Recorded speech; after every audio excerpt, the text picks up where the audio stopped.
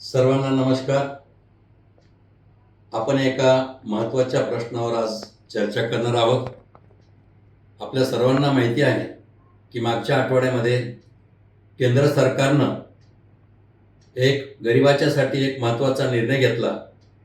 माननीय पंतप्रधान नरेंद्रभाई मोदी यांनी अन्न सुरक्षा योजनेअंतर्गत मोफत धान्य योजना, ज्याची मुदत 31 डिसेंबरपर्यंत संपली होती, त्याला आता 5 वर्षाची मुदतवाढ दिलेली.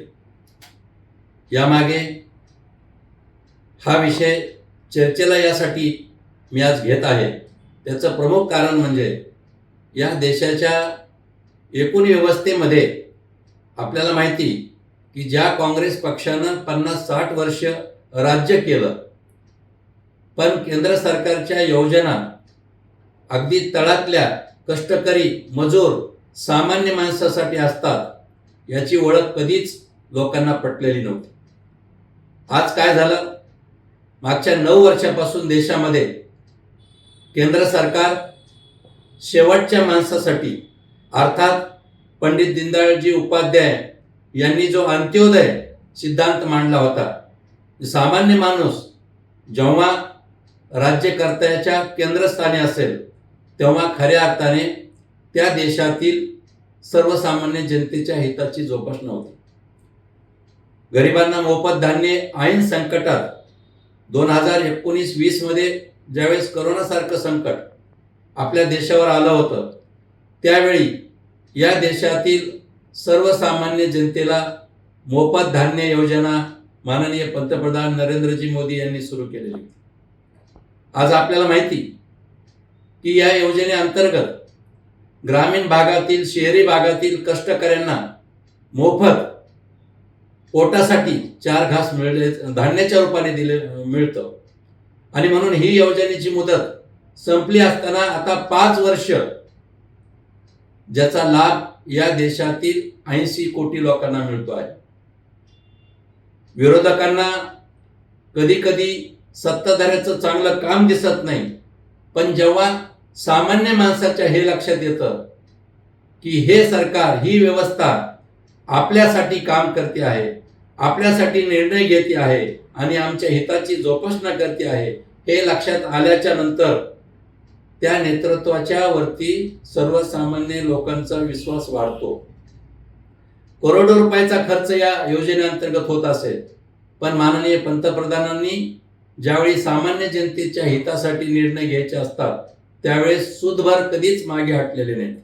आणि म्हणून स्वस्त धान्य दुकान योजनेअंतर्गत, त्या प्रणाली अंतर्गत देशातील 80 कोटी लोकांना या योजनेचा लाभ मिळत आहे. आणि ही योजना देणं म्हणजे खऱ्या अर्थाने या देशामधील गरिबाच्या पोटाचा विचार करणं होय. केलं का आतापर्यंत कुणी अशा प्रकारची योजना राबवून? कुणीही पोटाचा विचार केला नाही.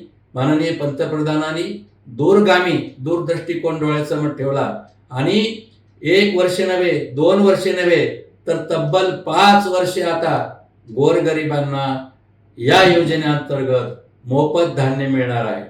आज आपण कुठल्याही ग्रामीण भागात, एखाद्या खेड्यामध्ये जेव्हा जातो त्यावेळी माझी माय माऊली जेव्हा मोफत धान्य त्या रॅशन दुकानातून घेते, जेव्हा तिच्या डोक्यावर ते धान्याचं ओझं असतं त्यावेळेस तिला त्या धान्याचं ओझं होत नाही, तर त्याच्यात एक आशेचा आणि जगण्याचं बळ मिळतं. आणि जेणेकरून अशा प्रकारे सर्वसामान्य जनतेच्या कल्याणासाठी हा निर्णय केंद्र सरकारने घेतलेला आहे.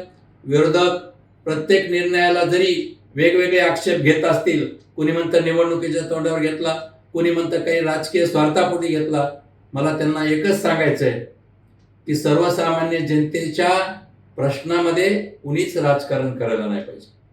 जेव्हा लोकांचं जनकल्याण असतं, ते जनकल्याण राज्यकर्त्याच्या माध्यमातून जर हिताची जोपासना होत असेल, तर मला आतापर्यंत जी व्यवस्था होती, अर्थात साहजिक आहे काँग्रेसनं या देशावर सर्वाधिक काळ राज्य केलेलं आहे, पण हे करत असताना कधीच तळातल्या माणसाचा विचार केला नाही.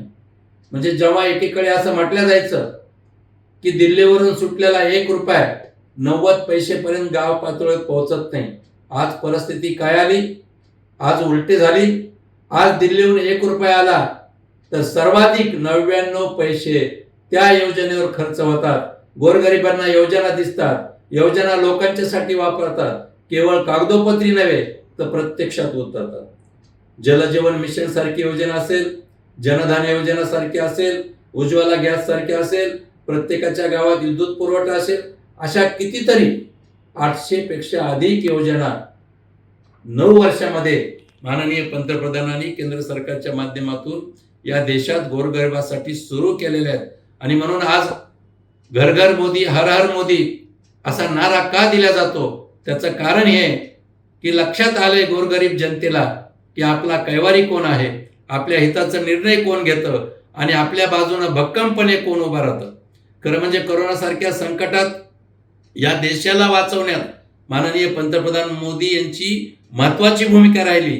पण केवळ आरोग्याचं रक्षण नव्हे तर त्यांच्या खाण्यापिण्याचं, त्यांच्या पोटाची काळजी कुणी केली असेल तर माननीय पंतप्रधान मोदी यांनी घेतलेली. आणि म्हणून उद्याच्या येत्या 31 डिसेंबरला ही योजना संपल्यानंतर आता आपलं काय होणार, आपल्या पोटाला अन्न मिळणार का नाही, आपल्याला मोफत गहू तांदूळ मिळणार का नाही, अशी ऐन दिवाळीमध्ये लोकांना चिंता वाटली.